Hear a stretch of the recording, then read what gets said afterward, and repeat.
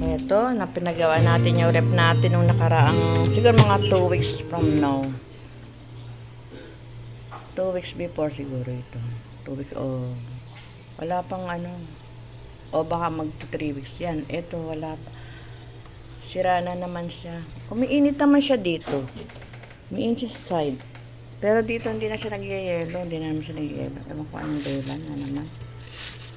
Kaganina lang parang, pero nung isang araw, napansin ko na parang hindi nagyayelo. Tapos kaninang umaga, ayun, sinabi ni Habi na wala nang yelo tong gilid na to. Wala na. Kaya chinek ko, wala na talaga. Kaya nilinis ko na.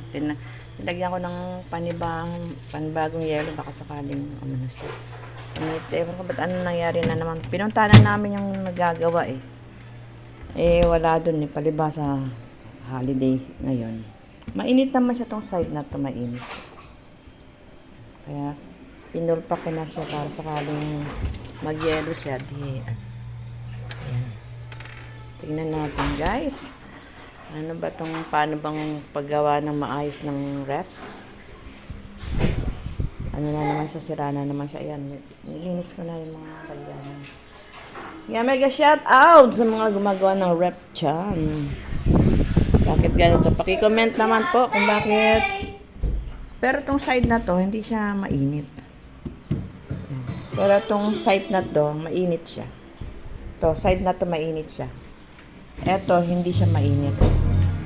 Ewan ko ba. Shout out po sa mga gumagawa ng rep dyan. Paki-advise naman po bakit ano kaya nangyari dito.